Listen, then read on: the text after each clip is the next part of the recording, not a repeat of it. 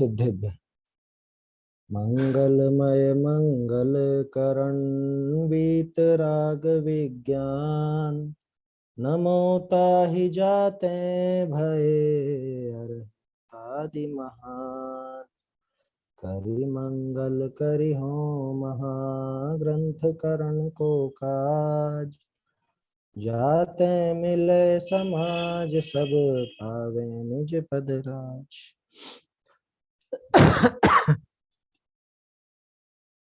मोक्षमा प्रकाशक ग्रंथराज पर अपनी चर्चा चल रही है। सम्यक चारित्र का अन्यथा रूप, और ये सम्यक चारित्र का अन्यथा रूप का जो प्रकरण है, इसमें भी यूं समझिए कि व्यवहाराभासी का एक तरह से अंतिम प्रकरण है ये। और अंतिम प्रकरण के साथ साथ ही इसमें जो बारीक भूलें, मतलब अभिप्राय के अंदर छुपी हुई जो भूलें रहती हैं, या यूं कह लें हम कि उसका जो एक तरह से छिपा हुआ चोर है, जो ऊपर उसको खुद को भी नजर नहीं आता, वो सारी चीजें यहाँ पे टोडरमल जी साहब अपने को दिखा। और ये गलतियां हमने पहले भी की हैं, ऐसा नहीं है कि ये किसी और की बातें चल रही हैं, ये कोई द्रव्यलिंगी मुनिराज की बात चल रही है, हमारी बात थोड़ी ना है।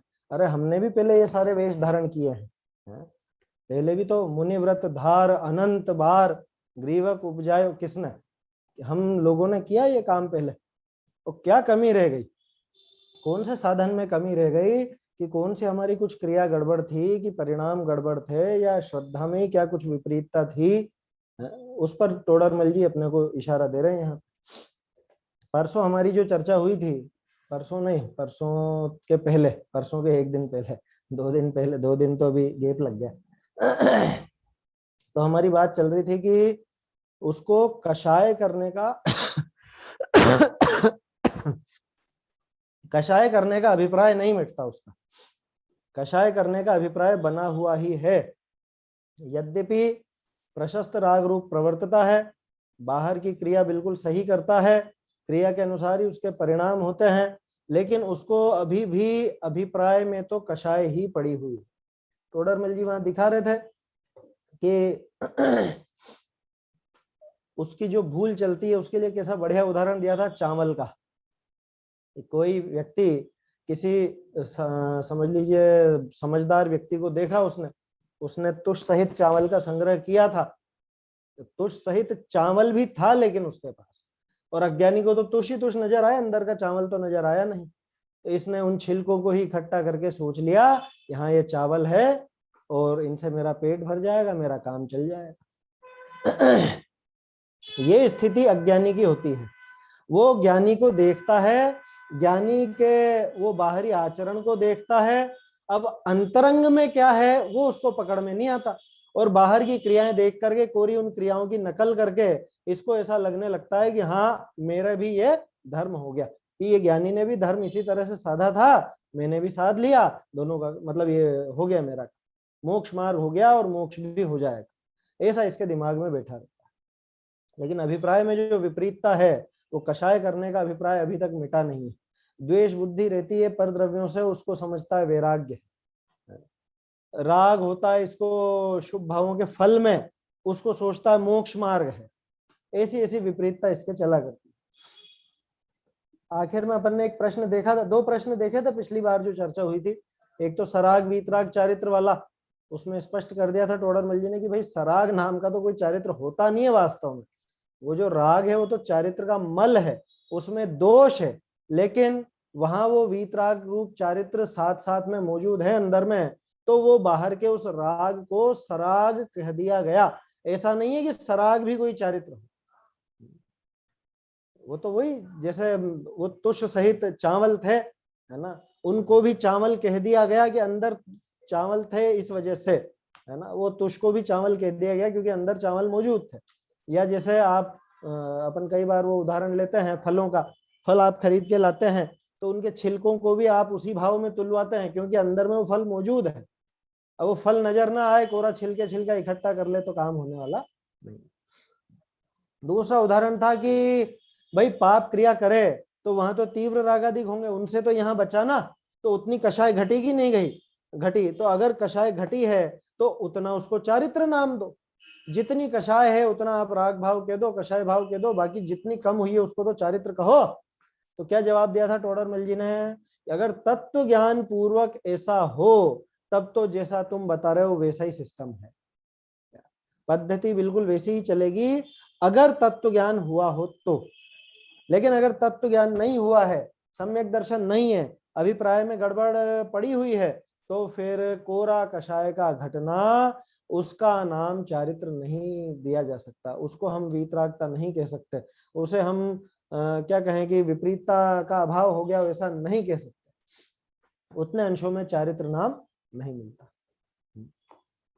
वही बतलाते हैं। अब ये इसका जो पूरी डिटेल है ना, ये काफी अच्छी है 2 पेज की, ये हमारी बारीक भूलों को भी निकालने वाली है। उसके पहले एक चीज दिखाना चाहूंगा आपको, वो जो चावल का उदाहरण था वो आपको ध्यान है पहले शुरू में आ चुका है, कहाँ पे आया?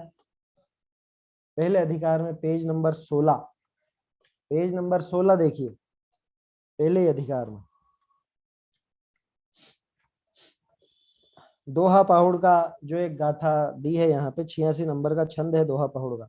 पंडे पंडे पंडे कण छोड़े भी तुस कंडिया है पय अथम अथे गंथे तुठोसी परमथन जाने मूढ़ोसी। हे पांडे हे पांडे हे पांडे, कौन? कि हम पढ़ने वाले, सुनने वाले, समझने वाले, कि तू कण को छोड़कर तुस ही कूट रहा है क्या मतलब? अरे यहाँ पे तो अर्थ और शब्द की बात है, अपन इस पर क्रिया पर लगा लो कि तू उस क्रिया में ही संतुष्ट हो गया है, परमार्थ को नहीं जानता, इसलिए तू मूर्ख है, सुखी नहीं हो सकता। ये 16वें में 16 नंबर पेज पर ये उदाहरण दिया था, इसको आप इसके साथ में नोट लगा सकते हैं, इससे समझ में आ जाएगा। एक सेकंड, अब ये तो है अपना 245 पेज। इसमें अब अपन देखते हैं कि टोडरमल जी जो बता रहे हैं कि कितना भी उत्कट आचरण कर ले तो भी असंयम नाम पाता है। 2-3 बातें हैं, ये 3 लाइनों का खुलासा ही आएगा पूरे 2 पेज में। सबसे पहली बात तो वो तत्व ज्ञान पूर्वक ऐसा हो, कैसा? कषायों का घटना वगैरह, तब तो हम उसको चारित्र नाम देंगे। और अगर तत्व ज्ञान पूर्वक वो नहीं है तो उसको किसी भी तरह से चारित्र नाम नहीं दिया जा सकता, है ना? किसी भी तरह से उसको चारित्र नाम नहीं दिया जा सकता। कि व्यवहार से कह दो कि पहले तो दिमाग ये साफ कर लो कि व्यवहार से कोई भी वस्तु कभी होती नहीं है, कभी नहीं होती। व्यवहार से तो कह दी जाती है, जो नहीं हो वो भी कह दी जाती है, सिर्फ कह दी जाती है। इसलिए कभी दिमाग में मतलब ना, व्यवहार से तो है ना, व्यवहार से तो है ना, हम क्या गली निकालना चाहते हैं? हम ये चाहते हैं कि कैसे ना कैसे वो बहाना मिल जाए कुछ। व्यवहार से तो है ना, व्यवहार से कुछ होता ही नहीं है। टोडरमल जी ने स्पष्ट लिखा है, आगे आ जाएगा क्या, कि कोई वस्तु निश्चय और कोई वस्तु व्यवहार ऐसा तो है नहीं। यथार्थ निरूपण का नाम निश्चय है। वहां ऐसा समझना कि जो निश्चय से कहा गया है यह वस्तु स्वरूप ऐसा ही है, ऐसा मानना। और जहां ऐसा होगी ये व्यवहार से ऐसा कहा जा रहा है, तो वहां समझ लेना कि वस्तु स्वरूप ऐसा है नहीं, किसी उपचार आदि के माध्यम से और या कुछ इस तरह से कह करके वो बात कह दी गई है, सिर्फ कहा गया है, होता कुछ नहीं व्यवहार से। दूसरी बात, तत्व ज्ञान के बिना उत्कट, उत्कट शब्द देखा था अपन, उत्कट उग्र आचरण होने पर भी असंयम नाम ही पाता है। ये बहुत भारी है बात कि इतना संयम पालने के बावजूद असंयम। कि ठीक है आप चारित्र मत कहो, लेकिन आप असंयम ही कह दोगे उसको, कि बिल्कुल कह देंगे। क्यों कह दोगे? अरे गुण स्थानों के नाम अगर आपको ध्यान हो तो उनमें एक परिपाटी है, उनमें अंत दीपक आदि दीपक का प्रयोग किया जाता है। तो जब अपन वो संयम कहते हैं या विरत शब्द कहते हैं, उससे आगे के सारे गुण स्थान विरत या संयम है, उसके पहले वाला एक भी नहीं है, ऐसा उसका अर्थ होता है। और संयत नाम आता है छठे गुण स्थान का सीधी, कि उसके पहले भी तो आता है साहब, कि उसके पहले देश संयत आता है 5वें गुण स्थान में, और उसके पहले तो असंयत। तो जो चौथे गुण स्थान का नाम अविरत सम्यक तो अथवा असंयत सम्यक तो, या जो भी कुछ नाम ऐसा देना चाहो, तो ऐसा समझ लेना कि पहला, दूसरा, तीसरा, चौथा, ये चारों गुण स्थान असंयत हैं, चारों गुण स्थान अविरत हैं, चारों गुण स्थान में संयम बिल्कुल भी नहीं है। ऐसा समझ लेना कि उसको आप असंयमी कह दो, इसलिए घबराना नहीं। अब क्या उसको मिथ्या दृष्टि को अगर असंयमी कहा जाए तो घबराने की जरूरत नहीं है, क्योंकि संयम का बाहरी क्रिया से कुछ भी लेना देना नहीं है। अगर होता तो उसको द्रव्यलिंगी को संयमी कह देता, लेकिन नहीं कहा, आचार्यों ने मना कर दिया बिल्कुल साफ। कुंद आदि आचार्यों ने, अमृतचंद्र आदि आचार्यों ने, इन्होंने तो साफ मना कर दिया, असंयम कह दिया उसको। तत्व ज्ञान के बिना उत्कट आचरण होने पर भी असंयम नाम ही पाता है। तत्व ज्ञान रहित अगर है तो वो असंयत है, असंयमी है। क्या, क्यों है ऐसा? क्योंकि राग भाव करने का अभिप्राय नहीं मिटा। ये क्या जवाब हुआ? असंयम नाम क्यों पता है? क्योंकि राग भाव करने का अभिप्राय नहीं मिटा। राग भाव का संयम का क्या लेना देना? अरे बिल्कुल लेना देना है, 100% इसी का ही लेना देना है। क्यों? क्योंकि राग का विरोधी होता है संयम। राग माने कषाय है ना, राग माने कषाय भाव, और संयम जो है वो कषाय भाव का विपरीत ही तो है। तो कषाय भाव जाए बिना, कषाय भाव घटे बिना संयम कैसे होगा? और कषाय का घटना अपन पहले भी देख चुके हैं। कषाय का घटना माने कषायों की मंदता से नहीं है, कषाय का घटना माने वास्तव में उन कषायों का कम होना है।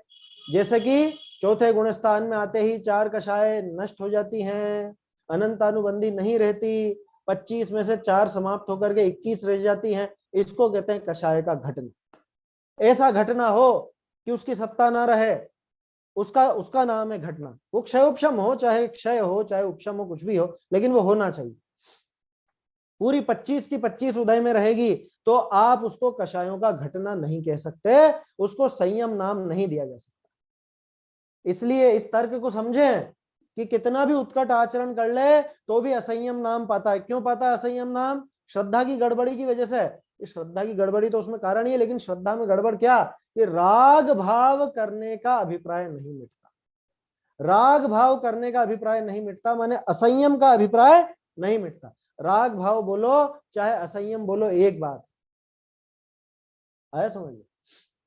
संयम नाम इसका मतलब राग भाव के विपरीतता का नाम ही संयम है। यार ऐसा कैसे कह सकते हो आप? क्या आप लगा के देख लो ना क्या घटेगा। संयम 2 प्रकार का जो अपन देखते हैं, इंद्रिय संयम, प्राणी संयम, दोनों में कषाय भावों की तो हीनता है। ऐसे कैसे कि प्राणी संयम किसको कहा? 5 प्रकार के जो एकेंद्रीय जीव हैं और त्रस जीव हैं, यानी षटकाय के जीव, षटकाय के जीवों के घात से विरति, उसका नाम है प्राणी संयम। ये बाहरी परिभाषा। इसमें खास चीज क्या लगेगी? जैसे अपन ने पहले देखा था संवर तत्व संबंधी भूल में, तो विरति आदि जो भी उसके सारे के सारे आए थे, उसमें अपन ने मतलब टोडरमल जी ने वहां पे हर एक की परिभाषा और हर एक की डिटेल दी थी। गुप्ती, समिति, धर्म, अनुप्रेक्षा, परिचय, जय, चारित्र, उन सब में। तो वहां भी ये बात अपन ने देखी थी, उस समय भी बात की थी कि वो जो जीवों का घात बाहर से नहीं होना है, कोरा उस पर दृष्टि रहती है, लेकिन अंतरंग में हिंसा में प्रमाद परिणति मूल है। और कौन सा प्रमाद है यहाँ पर? अरे वही कषाय भाव, रागादि भावों का नाम ही तो हिंसा है ना। ये सबको आप कंबाइन करके देखिए, हिंसा में प्रमाद परिणति मूल है। इसी के साथ वो जोड़िए, कौन सा? अमृतचंद्राचार्य ने जो पुरुषार्थ सिद्धि उपाय में बताया है। क्या बताया हिंसा की परिभाषा? कि रागादि भावों की उत्पत्ति होना उसी का नाम हिंसा है, और रागादि भावों की उत्पत्ति नहीं होना उसी का नाम अहिंसा है। अब बोलो 6 काय के जीवों की हिंसा में मुख्य रोल किसका है? बाहर की उस क्रिया का या अंतरंग के कषाय परिणाम का? कि वो रागादि की उत्पत्ति होना उसी का नाम हिंसा है, तो ये हो गई हिंसा।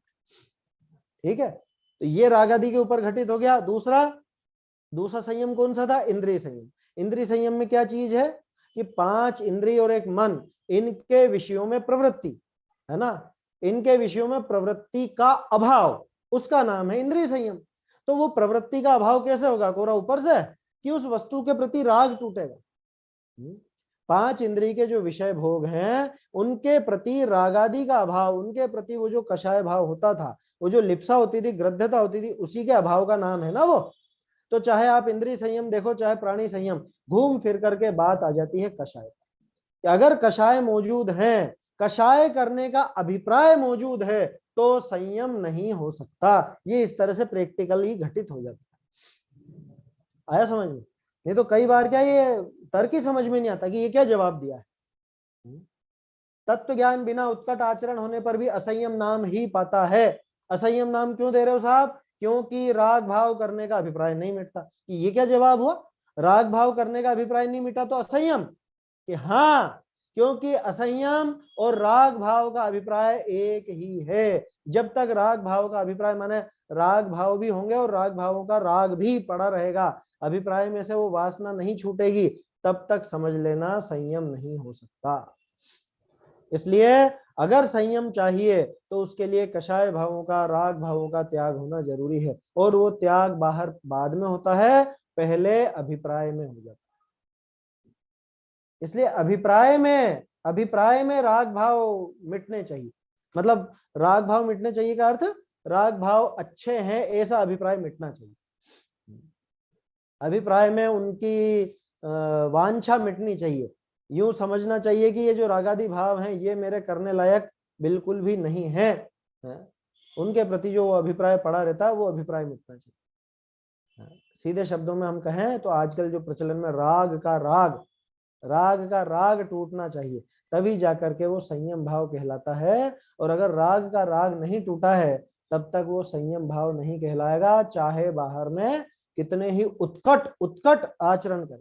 उत्कट लिखा ना, उग्र, उत्कृष्ट नहीं था, एक उद्धार करा था अपन ने। उत्कृष्ट आचरण तो सम्यक चारित्र का नाम है, उत्कृष्ट तो वैसे भी घटित नहीं होता। कितना भी उत्कट आचरण करे, कितना भी उग्र आचरण करे, लेकिन उसको संयम नाम नहीं दिया जाएगा, वो असंयम ही कहलाएगा। वही बतलाते हैं। अब देखो, अब टोडरमल जी यहाँ पे पूरा उसका एक तरह से अच्छा खुलासा करेंगे। यहाँ देखिए, सोई दिखाई ये है, द्रव्यलिंगी मुनि राज्यादिक को छोड़े निर्ग्रंथ हुए, 28 मूल गुणनी को पाले है, उग्र उग्र अंशनादि घना तप करे है, क्षुधाधिक 22 परिशा सहे है,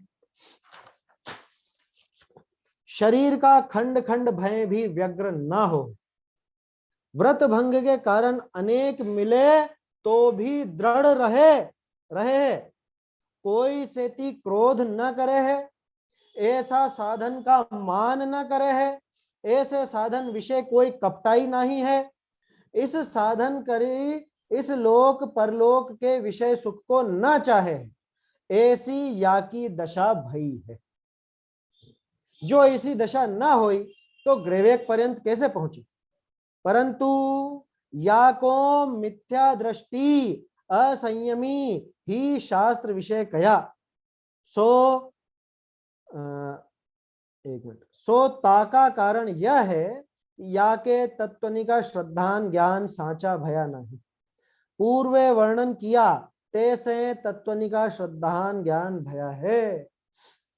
तीसरी अभिप्राय सर्व साधन करे है, सो इन साधन निका अभिप्राय की परंपरा को विचारें, कषाय निका अभिप्राय आवे है, कैसे सो सुना हो। ये तो अगला पैराग्राफ देखो कैसी दशा दिखाई है। वो जो जीव है, द्रव्यलिंगी मुनिराज की बात आई, सबसे पहले तो क्या किया, राज्यादिक को छोड़कर निर्ग्रंथ हो गया, है ना। ये विषय भोग थे ना, ये विषयों का साधन था पूरा का पूरा, राज समाज इत्यादि, उन सबको छोड़ करके निर्ग्रंथ हो गया। मामूली बात नहीं होती छोड़ना। अरे हम हमारे 10 रुपए तक नहीं छोड़ते हैं, कहीं पे अपन कुछ सामान लेने जाएं तो वहां 10 रुपए के पीछे इतनी बहस हो जाती है। क्या करते हैं ना, इतनी बहस करते तो हैं सभी। सब्जी मंडी में कितने चिल्ला चोट मची रहती है, जाकर के देखिए। या कोई रिक्शा पर आप बैठे तो उसमें 5-10 रुपए के पीछे कितनी झिकझिक करते हैं। वो अलग बात है कि मॉल में भले 100 रुपए ज्यादा दे आए, वो अलग बात है ना, लेकिन करते हैं ना, जरा जरा सा नहीं छूटता, इतना भी नहीं छूटता। और यहाँ तो पूरा राज्य छोड़ दिया, तो कषाएं घटी तो होंगी, है कषाएं घटी तो होंगी। अरे अभी उधर की एक तरह से विषय बदला है कषाय का, इसको ऐसा समझना चाहिए। कषाएं घटी नहीं है, ये कषायों का विषय बदला है। आया समझ में? पहले उनके प्रति जो कषाय भाव थे, कषाय का अर्थ यहाँ पे कोई बुराई नहीं, कैसा भी, मतलब राग जो था वो उसके जो क्या कहें, राज्य आदि के प्रति या 5 इंद्रिय के विषय भोगों के प्रति जो इसको राग था उस राग का विषय बदल गया है, वो राग अभी किसी दूसरी जगह पे लग रहा है, ऐसा समझना चाहिए। क्या कह रहे हैं, द्रव्यलिंगी मुनि राज्यादिक को छोड़ निर्ग्रंथ हो, 28 मूल गुणों को पाले है। भ्रष्ट आचरण वाले की बात नहीं है, बिल्कुल भी बात नहीं है भ्रष्ट आचरण वाले की। यहाँ तो उन्हीं की बात है कि 28 मूल गुणों का जो निरतिचार पालन करता है। और उत्तर गुण ये देखो, उग्र अनशन आदि घना तप करे है, घना। क्यों कि वो तप बढ़ा करके अपने 28 मूल गुणों को भी और ज्यादा क्या कहें अपन उसको, और ज्यादा बल प्रदान करते हैं, अपनी साधना को और विशेष बनाते हैं, है ना, वही प्रयास चलता है। अनशन आदि घना तप करे, क्षुधाधिक 22 परिशह सहे है। क्या क्षुधाधिक 22 परिशहों का भी सहन करता है, माने जैसे अपने को दिखे ही नहीं आज के जमाने में, ऐसा गजब का आचरण, इतना गजब का आचरण वो पालता। शरीर का खंड खंड भय भी व्यग्र न हो। लो, परिशहों का भी सहन कर रहे हैं, और उपसर्ग भी कैसा कि खंड खंड कर दे, टुकड़े टुकड़े जरा जरा से, तिल तिल करके बिल्कुल ऐसे छोटे छोटे टुकड़े कर दे, तो भी व्यग्र ना हो है। इसके लिए जो एक वो कथन चलता है कि पूरी खाल उतार के नमक मिर्ची भर दे तो भी आंख की कोर भी लाल ना हो, थोड़ा भी क्रोध ना है।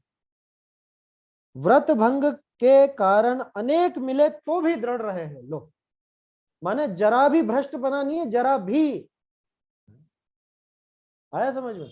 कितने ही बाहर में ऐसे साधन मिले कि जिससे व्रत भंग हो सकता हो, लेकिन नहीं, इन्होंने अपने व्रतों की पूरी रक्षा की, पूरा 28 मूल गुणों का निरतिचार पालन किया। अरे अप्सराएं आ जाएं भले उतर के, तो भी आंख उठा करके नहीं देखे। क्या राज्य संपदा आदि आदि सब सौंप दी जाए तो भी जरा सी आंख उठा करके नहीं देखे, जरा भी राग भाव मन में ना आए। चक्रवर्ती का वैभव देख करके भी, कदाचित चक्रवर्ती के यहाँ आहार हुआ हो और वहां उसका वैभव देख करके भी जरा भी मन में चलायमान पना ना आए, ऐसी स्थिति वाले मुनिराज की बात चल रही है। सीधे शब्दों में कहूं तो जो स्पष्ट द्रव्यलिंगी मुनिराज हैं, जो पूज्य कहे गए हैं, है ना, जो चर्या देख करके हम जिनको पूज्य कहते हैं, उनकी बात है।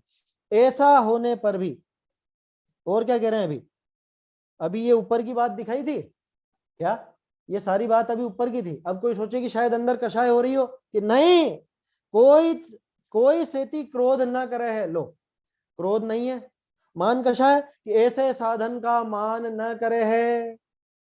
अपन सोच रहे हैं शायद बाहर की क्रिया हो रही होगी, कि नहीं, परिणाम भी देख लो, परिणामों में रंच मात्र भी किसी के प्रति क्रोध नहीं, रंच मात्र भी मान नहीं कि हम इतना इतना मैंने तप किया, इतने उपसर्गों को सहन किया, परिशहों को सहन किया, मैं इनसे ऊंचा हूं, ऐसा रंच मात्र भी भाव नहीं।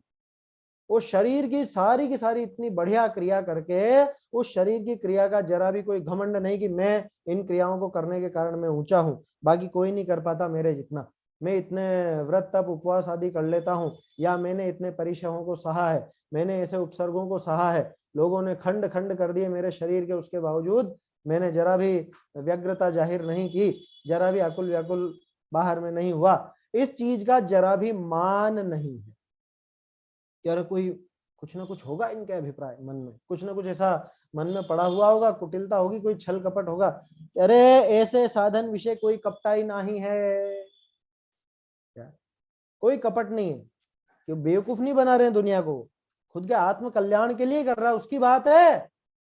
क्या सांसारिक प्रयोजन तो है ही नहीं, अन्य को दिखाने के लिए भी नहीं, कोई कपट नहीं है कि बाहर दूसरे देखें तब तक तो वो सब सहन करता है, और अंदर जाकर के सब अपना वो काम चालू होते हैं ना। बहुत से इस तरह के ढोंगी होते हैं, दूसरों को दिखाने के लिए तो ऐसे बिल्कुल हो जाते हैं उग्र तपस्वी, और वहां गए अपने कमरे वमरे में गए अंदर, और वहां पे सब विषय साधन सब उपलब्ध हो जाते, ऐसे नहीं। तो कपट नहीं है, लोभ होगा कुछ कि इस साधन करी, इस लोक परलोक के विषय सुख को न चाहे, लोभ भी नहीं कि क्यों कर रहा है फिर ऐसा, है? मतलब सोचो कितना गहरे उतरे टोडरमल जी, एक एक चीज निकाल दी कि हम उसकी बात नहीं कर रहे हैं कि जिसके मन में कुछ और वो बाहर से क्रिया कुछ और करता हो, उसकी तो बात है ही नहीं, बिल्कुल भी बात नहीं। इसकी क्रिया भी 100% शुद्ध है और इसके परिणाम भी बिल्कुल जैसे क्रिया के साथ होने चाहिए वैसे ही परिणाम है, उसमें कोई कमी बिल्कुल भी नहीं है, क्रिया और परिणामों में कोई कमी नहीं। इस साधन से ये जो शरीर का पूरा साधन किया, ये जो उपसर्ग सहन करे, परिचय सहन करे, या और जो व्रत तप इत्यादि खूब किए, उनसे कि हमको अगले भव में कुछ अच्छा मिल जाए, ऐसी जरा भी इच्छा नहीं है कि मैं यहाँ पर ब्रह्मचर्य से रह रहा हूँ, ब्रह्मचर्य महाव्रत है तो वहां पर देवियां मिल जाएंगी, या मेरे यहाँ पे 5 महाव्रत का पालन है, अपरिग्रह महाव्रत है तो वहां पे विशेष मुझे राज्य आदि प्राप्त हो जाएगा, स्वर्ग का राज मिल जाएगा, है? ऐसा रंच मात्र भी लोभ नहीं है, रंच मात्र भी लोभ नहीं, मतलब विषय सुख को नहीं चाहता है। बोलो क्या क्या कमी लगेगी आप? पूरी दुनिया तो हार मान जावे ऐसे व्यक्ति का। टोडरमल जी कह रहे हैं कि अभी और बाकी है बात, अभी बाकी है, इतने पे रुको मत, अंतरंग तक नहीं पहुंचे अभी, है ना, बहुत गहन सर्जरी है ये बहुत गहरी। ऐसी या की दशा भई है, ऐसी गजब की स्थिति हुई है। क्या आप कैसे कह सकते हो ऐसी हुई है? आप कैसे कह सकते हो कि कषाय नहीं है? उसका भी जवाब देख लो। जो ऐसी दशा ना हुई तो ग्रेवेक पर्यंत कैसे पहुंचे? हर कोई पहुंच जाएगा 9वें ग्रेवेक? हर कोई नहीं पहुंचता है। 9वें ग्रेवेक तक तो वही पहुंच पाता है जिसका इतना ऊंचा आचरण हो और उस अनुसार परिणामों में भी वैसी ही कषायों की मंदता हो, तभी जाकर के वो 9वें ग्रेवेक तक पहुंचता है। अगर ये क्रोध मान माया लोभ का जो ये दिखाया, ये 4 छोटी छोटी पंक्तियां, इनमें से कुछ भी हो तो वहां तक जावे नहीं, 9वें ग्रेवेक तक नहीं जा सकेगा। इसलिए हमको पता है कि इसके अंतरंग दशा भी मतलब ऐसी चल रही है जैसा हम कह रहे हैं। क्यों? कि अगर ऐसी दशा न हुई तो ग्रेवेक पर्यंत कैसे पहुंचे? इतना सब होने पर भी परंतु या को मिथ्या दृष्टि, है ना, बड़ी की मात्रा, इसके पहले भी 2-4 बार निकली, मैं बताना भूल गया, अब वो क्या रूटीन जैसा हो गया ना, तो आप ही याद रख लीजिए, जहां पे छोटी ई की मात्रा होगी वहां जरूर बता दूंगा, बाकी तो अपना आप समझ लेना कि बड़ी ई ही लगेगी क्योंकि व्यक्तिवाचक है। या को मिथ्या दृष्टि असंयमी, देखो असंयमी में भी आया ना, बस वैसे ही समझना, असंयमी ही शास्त्र विषय कया, इसको मिथ्या दृष्टि कहा, असंयमी कहा। चलो मिथ्या दृष्टि तो समझ में आ जाता है, मिथ्या दृष्टि क्यों कहा, कि सम्यक दर्शन नहीं हुआ तो मिथ्या दृष्टि कह दो, लेकिन आप असंयमी कह रहे हो महाराज, हैं? हाँ असंयमी, क्यों? कि संयम का प्रारंभ ही 6ठे गुण स्थान में होता है, फिर देश संयम, उसको देश संयम नाम दिया, उसको संयम नहीं कहा, है ना, वो असंयम और देश संयम, असंयम और संयम के बीच की दशा है वो। तो उसके पहले तो 4थे गुण स्थान तक तो सारे स्पष्ट असंयमी ही हैं, हम कैसे संयमी कह दें उसको? पहली बात तो मिथ्या दृष्टि है, मिथ्या दृष्टि कभी संयमी हो ही नहीं सकता, बाहर में चाहे कैसा आचरण कर ले, बाहर में कैसे व्रतों का पालन कर ले, वो कभी संयमी नहीं हो सकता, उसे आचार्य देव संयमी नहीं कहेंगे। आया समझ? क्या कह रहे हैं? या को मिथ्या दृष्टि असंयमी ही शास्त्र विषय कहा। सो ताका कारण यह है, क्या कारण है? कि या के तत्वनिका श्रद्धान ज्ञान साचा भया नहीं, ये असली कारण है उसका। बोलो संयम कब होता है? कि पहले श्रद्धान ज्ञान सच्चे हो तो जाके संयम होता है। सम्यक चारित्र नाम कब मिलता है? कि इधर सम्यक दर्शन और सम्यक ज्ञान हो साथ में, तब जाके सम्यक चारित्र नाम दिया जाता है, उसके बिना सम्यक चारित्र नाम मिलता ही नहीं, उसके बिना संयम नाम नहीं मिलेगा, उसे संयम कहेंगे ही नहीं। क्या कह रहे हैं? या के तत्वनिका श्रद्धान ज्ञान साचा भया नहीं कैसे नहीं हुआ? कि पूर्वे वर्णन किया, कहां पे? वो जो 7 तत्व संबंधी अन्यथा रूप आया ना, वो वही बात है क्या? वो यूं समझ लो यूनिवर्सल ट्रूथ है वो हर एक के लिए लगेगा, चाहे वो मिथ्या दृष्टि कोई पढ़ा लिखा मिथ्या दृष्टि गृहस्थ हो, चाहे वो द्रव्यलिंगी मुनिराज हो, उन सबके लिए ये लगेगा 7 तत्व का अन्यथा रूप जो यहाँ पे दिखाया है। और वो कौन सा है? ग्रहित है या अग्रहित है? ग्रहित, बिल्कुल मत घबराना, ग्रहित मिथ्यात्व है वो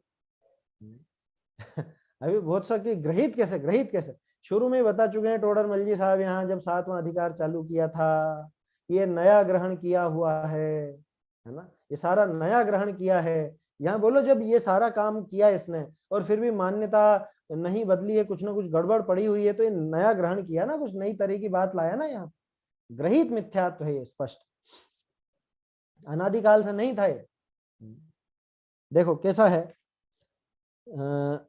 या के तत्वनिका श्रद्धान ज्ञान साचा भया नहीं, पूर्वे वर्णन किया तेसे तत्वनिका श्रद्धान ज्ञान भया है। कैसा, शॉर्ट में अपन 2 मिनट में दोहरा लेते हैं।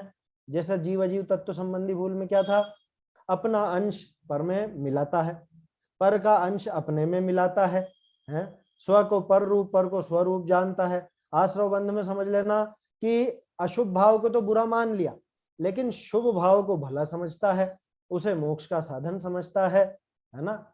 ये सारी गड़बड़ें हैं जो चलती रहती हैं इसके। संवर्ण निर्जरा में इसका उल्टा कर लेना। अब यहाँ पे वो बात नहीं लगेगी, आत्म हित हेतु विराग ज्ञान ते लखे आपको कष्टदान, वैराग्य कष्टदायी लगता है, ऐसा नहीं, वैराग्य कष्टदायी नहीं लग रहा, लेकिन कि ये मुझे करना चाहिए ऐसा बोझा मान करके वो कर रहा है, तो अभी भी टोडरमल जी निकाल के बता देंगे कि अभी भी इसका वैराग्य सच्चा नहीं है, अभी भी इसके 5 इंद्रिय के विषय भोगों में राग पड़ा हुआ है, उनकी लिप्सा पड़ी हुई है, उन्हें इष्ट अभी भी मानता है। ये दिखाएंगे आगे चल के टोडरमल जी, इतने बारीकी तक जाएंगे। अभी तो अपने को ऊपर ऊपर ऐसा दिख रहा है कि इसको विषय कषाय मतलब विषय भोग अच्छे नहीं लगते, टोडरमल जी दिखाएंगे कि अभी भी अच्छे लगते हैं इसको, क्या वर्तमान में भी इसको अच्छे लगते हैं, ऐसा दिखाएंगे आगे। प्रश्न है क्या आपका? हाँ पंडित जी। हाँ, जय जिनेन्द्र, जय जिनेन्द्र पंडित जी। तो बाहुबली जी को केवल ज्ञान नहीं हो रहा था, तो उनको भी फिर कषाय रही कषाय बोलते आएंगे क्या? कोई बोलते कि शल्य शल्य है कि शल्य कहा जाता था, और भाव पहाड़ में भी बताया, लेकिन ऐसा नहीं समझना कि वो मिथ्या दृष्टि थी, वो क्षायिक सम्यक दृष्टि थे पहले के ही। तो अभी बोले वो कषाय कषाय थी क्या उनके मन में फिर? अरे कषाय क्या होती है वहां पे, ये बताइए, जितने भी मुनिराज हैं, बाहुबली जी का उदाहरण छोड़िए, आदिनाथ जी को कितने समय में हुआ? उन्हें तो 1000 वर्ष लग गया, वहां क्या बहाना बताएंगे? बात समझ में आई?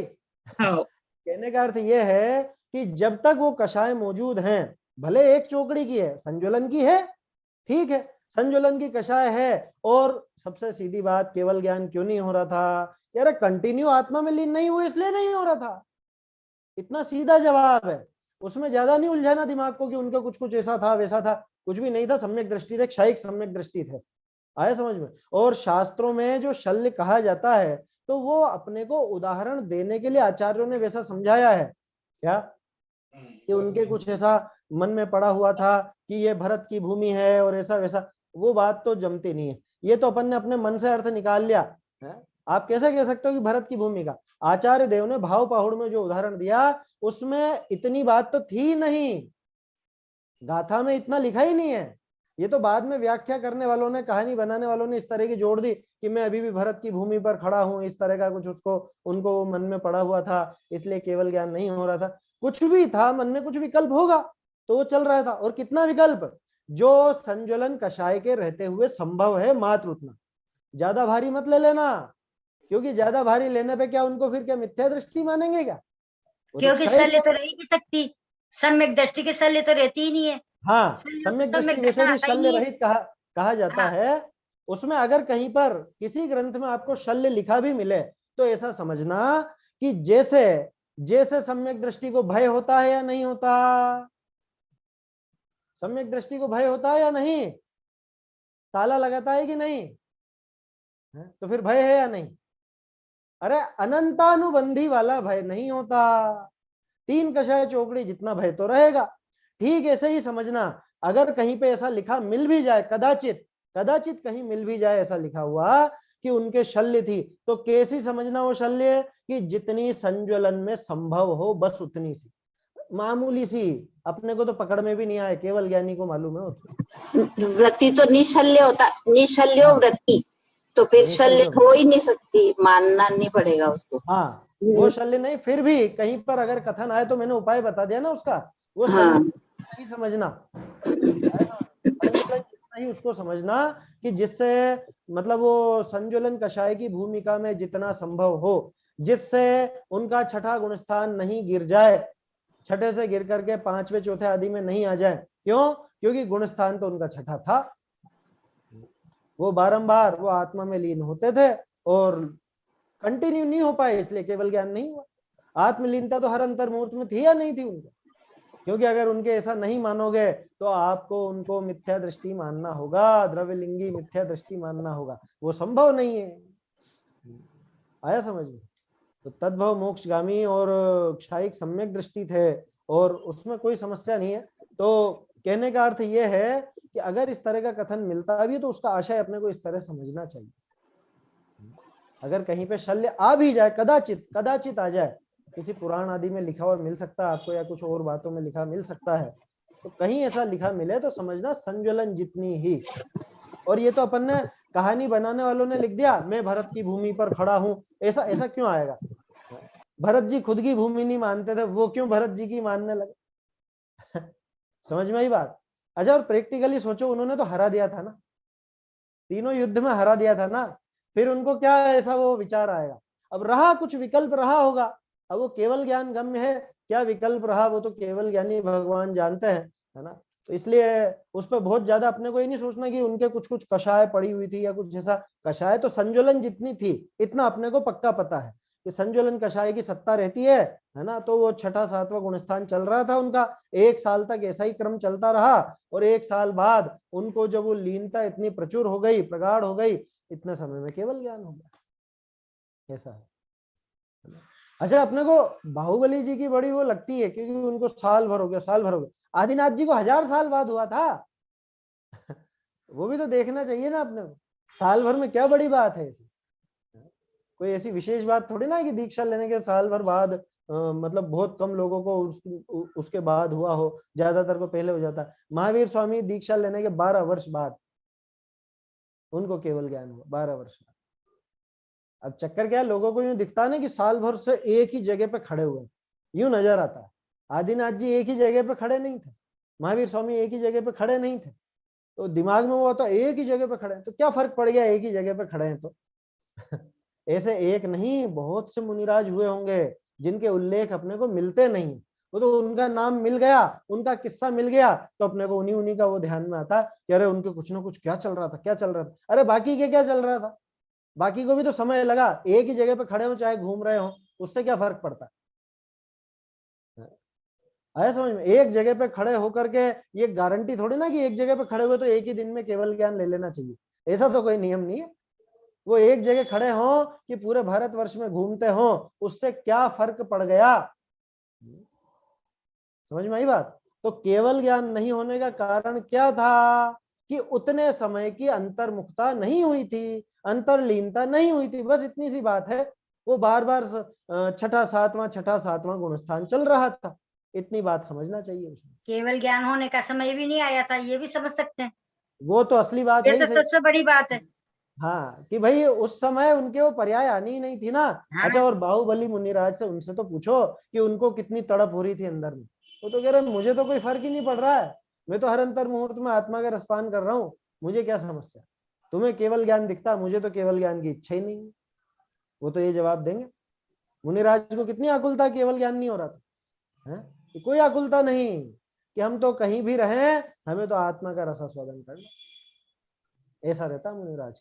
मुनिराज को केवल ज्ञान का लोभ नहीं होता। आया समझ में? तो कहने का अर्थ यह है कि वो जो 7 तत्व संबंधी भूल पहले दिखाई है ना, शॉर्ट में अपन ने अभी थोड़ा सा रिवीजन किया उसका, तो आश्रव, बंध, संवरण, निर्जरा, मोक्ष, इन सबके संबंध में इसके कुछ विपरीतता पड़ी रहती है। वो विपरीतता कैसी रहती है वो दिखाई रहे, थोड़ी थोड़ी तो और बताई है, और बताएंगे अभी आगे। तीसरी अभिप्राय थे, एक मिनट, पूर्व वर्णन किया तैसे तत्वनिका श्रद्धान ज्ञान भया है, कि इसके तत्वों का जो श्रद्धान और ज्ञान हुआ है वो पहले जो 7 तत्व का अन्यथा रूप दिखाया उस अनुसार ही हुआ समझना चाहिए। तीस ही अभिप्राय ते सर्व साधन करे। लो, अभिप्राय में वो खोट लेकर ही सारा का सारा साधन चलता है इसका। ये जितना भी साधन कर रहा है धर्म का, वो सारा अभिप्राय में वैसी विपरीतता सहित ही कर रहा है। है ना, यहाँ पे एक संशोधन है, किसी अभिप्राय, ये मेरे ख्याल से उसी में है, सोनगढ़ वाली प्रति में।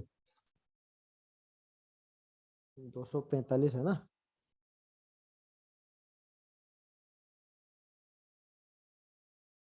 हाँ हाँ, सोनगढ़ वाली में लिखा उसी प्रकार अभिप्राय से, जबकि आएगा उसी अभिप्राय से। जयपुर वाली में तो ठीक है, सोनगढ़ वाली में ये सुधार है, तो कर लीजिएगा जिसके पास वो पुस्तक हो। तिस ही अभिप्रायते सर्व साधन करे है, सो इन साधननिका अभिप्राय की परंपरा को विचारें, कषायनिका अभिप्राय आवे। क्या? अभिप्राय की परंपरा का विचार करने पर, अब अभिप्राय की परंपरा का विचार कैसे होता है? अभिप्राय की परंपरा का विचार कैसे होता है? इसको ऐसे करना कि एक छोटे से उदाहरण से बताता हूं आपको, कहीं पे भी अपना पीछे क्या अभिप्राय चल रहा है या क्या उसके पीछे की मान्यता वो देखनी हो, आखिर में मतलब क्या चीज काम कर रही है वो देखना हो, तो आप क्यों लगाते जाइए, है ना? क्यों? अब उसका जो जवाब आए फिर क्यों लगाओ, उसका जो जवाब आए फिर क्यों लगाओ। जैसे उदाहरण के तौर पर कि कोई भी जीव है ना, वो धंधा या नौकरी करता है, व्यापार नौकरी कुछ भी करता हो, तो वो क्यों करता है? क्यों करता है? रुपए पैसे कमाने के लिए। रुपए पैसे क्यों चाहिए? परिवार। रुपए पैसे बिना वो कैसे वो भोजन की सामग्री कैसे लाएगा, वो जो विषय भोग हैं सब साधन वो कैसे लाएगा? वो क्यों चाहिए? कि वो इसलिए चाहिए कि भूख लगती है ना, तो भूख का दुख सहन नहीं होता, वो दुख सहन नहीं होता, उस दुख से बचने के लिए भोजन चाहिए, भोजन के लिए रुपया चाहिए, और रुपए के लिए वो व्यापार। तो सारा का सारा खेल उस भूख के दुख से बचने के लिए, माने उसको वो दुख लगता है। क्या? वो भूख का दुख लगा ना, उस दुख से बचने के लिए वो काम किया जा रहा है। अथवा वो जो विषय भोग हैं, है ना, 5 इंद्रिय के विषय भोग, उनमें इसको अच्छा लगता है, सुख लगता है, 5 इंद्रियों का विषय में सुख लगता है, वहां सुख लगता है, उस सुख का अभिप्राय मन में, इसलिए सारा का सारा द्वंद्व फल करता है। इस तरह से वो अभिप्राय तक अपन पहुंचते हैं। ऐसे ही यहाँ पर अगर अभिप्राय की परंपरा देखी जाएगी, है ना, तो परंपरा कषायों का ही अभिप्राय सामने आएगा। अभिप्राय की परंपरा का विचार करने पर आखिर में वही निकल के आएगा कि भैया तुमने ये वैराग्य क्यों धारण कर लिया? कह रहे ये सब बहुत बहुत बुरे हैं सब। ये कौन बुरे हैं? कि संसार बुरा है, शरीर बुरा है, भोग बुरे हैं, और रिश्तेदार आदि सब बुरे हैं। अच्छा ये बुरे हैं, क्यों हैं ये बुरे? कह रहे ये कहना नहीं मानते हैं, ये अपने कहे अनुसार नहीं चलते, कहे अनुसार चलें तो भी इनकी वजह से बहुत बहुत पाप में पड़ना पड़ता है, इनकी वजह से ऐसा होता है वैसा होता है। तो कुल मिला के उनके प्रति वो अनिष्ट पने की भावना नहीं मिटी ना। इसके दिमाग में तो ये कि इनकी वजह से हुआ, इनकी वजह से सारा पाप मुझे बांधना पड़ता है, इनकी वजह से मुझे इतना दुखी होना पड़ता है, इनकी वजह से मुझे इतने इतने कषाय भाव आदि पैदा होते हैं, इनकी वजह से। तो उनमें अनिष्ट पने की मान्यता कहाँ निकली? ये अभिप्राय की परंपरा का विचार करने पर कषाय सामने आ गई। कर क्या रहा था? वैराग्य धारण कर रखा था। वैराग्य का अभिप्राय की परंपरा देखी तो वहां कषाय छुपा हुआ निकला। अथवा दूसरा ले लो कि भैया ये क्यों व्रतप आदि क्यों कर रहे हो? अरे व्रतप आदि इसलिए कर रहे हैं कि इससे अच्छा रहेगा। अच्छा क्या रहेगा? कि अरे इससे हम आगे है ना वो दुखी नहीं होंगे। कैसे दुखी नहीं होंगे? कि इससे हमको आगे पुण्य बंधेगा ना, उससे क्या होगा कि पुण्य से वो स्वर्ग के सुख आदि मिलेंगे, कि नहीं तो वो स्वर्ग के सुख मिलेंगे जिससे कि हमको दुख नहीं होगा, वो सुख मिलेंगे, वो अच्छा रहेगा। कौन सा सुख? 5 इंद्रिय के विषय भोग, वही मिलेगा ना। तो 5 इंद्रिय के विषय भोगों के प्रति राग का अभिप्राय निकल के आया ना, कहाँ पे? व्रतप आदि। ये ऐसे अभिप्राय की परंपरा इस तरह से देखी जाए। ऐसे कहीं पर भी लगा के देखिए, क्यों लगाइए, क्यों ये काम क्यों कर रहे हैं, है ना? अरे ये भी अपन बैठ के जो चर्चा कर रहे हैं, सुन रहे हैं, यहाँ भी शांति से 5 मिनट बाद आप बैठ करके विचार करना कि मैं यहाँ क्यों बैठा हूँ, मैं ये क्यों सुन रहा हूँ, क्यों सुन रहा हूँ। किसी को तो बहुत जल्दी जवाब मिल जाएगा। अरे ये नहीं सुने तो क्या करें फिर? दूसरा काम करें क्या? माने टाइम निकालना है, लेकिन नहीं टाइम नहीं निकालना है, हम तो शुभ में लगे रहना चाहते हैं। शुभ में अशुभ नहीं हो। यहाँ से छूट के जाएंगे तो अशुभ होगा कि भैया यहाँ से छूट के जाएगा तो आत्मा में क्यों नहीं जा रहा? बात समझ में आ रही? यहाँ से छूट के दूसरी जगह तो अशुभ होगा, अशुभ होगा, दूसरी दूसरी बातों में दिमाग लगाएंगे, अशुभ भाव में उपयोग लगेगा, है? तो अशुभ से क्या हो जाएगा यार? अशुभ से पाप बंधेगा, पाप का फल नरक आदि में डंडे पड़ेंगे। तो हमको वो डंडे नहीं खाने हैं, इसलिए हम उस अशुभ से बचते। तो भय, तो कोई तो भय से बैठा है, कोई इसलिए बैठा है कि अरे शुभ शुभ शुभ शुभ में लगना चाहिए। वो जो अभी स्वर्ग की बात बताई, वैसा अभिप्राय किसी के लोभ का अभिप्राय, किसी के भय का अभिप्राय, किसी के कुछ और अभिप्राय, या फिर कि नहीं ये चीज मुझे समझना बहुत जरूरी है। क्यों? क्योंकि टोडरमल जी साहब जो दिखा रहे हैं ये मेरी अनादिकाल की ये विपरीतताएं हैं, मैं जिनको पकड़ नहीं पाता। देखो कैसी विचित्र बात है, हम खुद नहीं पकड़ पा रहे हैं, दूसरा हमको बता रहा है कि ऐसा कैसे संभव है। कि ऐसा बिल्कुल संभव है, जैसे खुद की पीठ कोई नहीं देख पाता दूसरा ही देखता है। समझ में आई बात? खुद की पीठ कौन देख सकता है? मेरे कान में कौन देख सकता है? मैं थोड़ा देख सकता हूँ। मेरे कान में तो कोई दूसरा ही देखेगा। मैं कहूँगा देखना भैया कुछ घुस तो नहीं गया है यहाँ पर, कीड़ा वगैरह तो नहीं घुस गया है, कुछ क्या है? तो खुद का खुद नहीं देख सकते, बहुत सी चीजें ऐसी होती हैं। तो ऐसे ही हम जो काम कर रहे हैं, हमारे जो परिणाम हो रहे हैं, कई बार इस तरह के परिणाम होते हैं कि हमें खुद को पकड़ में नहीं आते, वो केवल ज्ञानी को पकड़ में आते हैं, अथवा जो ज्ञानी जीव होते हैं उनको पकड़ में आ जाते हैं। वो पकड़ लेते हैं कि ये सामने वाला व्यक्ति कैसा है, इसका अभिप्राय कैसा है। तो अपने को यहाँ ये समझना चाहिए, ये जो बात थी, इन साधनों के अभिप्राय की परंपरा को विचारें। माने इन साधनों के अभिप्राय की परंपरा का विचार करने पर क्या निकल के आता है सामने? कषाय का ही अभिप्राय आता है, कषायों का ही अभिप्राय सामने आ जाता है। माने काम किस लिए किया जा रहा था? कषायों को मिटाने के लिए। और अभिप्राय क्या पड़ा हुआ है अंदर में? कषायों की वृद्धि का ही अभिप्राय पड़ा, कषायों का ही अभिप्राय पड़ा हुआ है। माने अंदर में उन कषायों को बुरा अभी भी नहीं समझा है।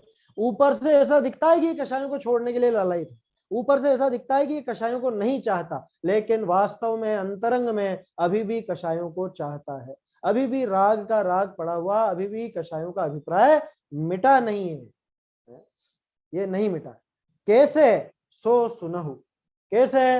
वो सुनो। वो अब आगे टोडरमल जी यहाँ पे बताएंगे अपने को आगे, है ना। ये बहुत अच्छा प्रकरण है ये अपनी भूल निकालने का। इसको मेरा तो सबसे निवेदन है कि सब आगे से पढ़ के आए, ताकि और दिमाग में वो विचार चलेगा ना तो बहुत अच्छे से समझ में आए। ये प्रकरण पढ़ के आए सभी, बढ़िया है। अभी तो समय हो गया है, ये अब और क्या दिखाएंगे टोडरमल जी साहब आगे, वो अपन फिर कल देखेंगे।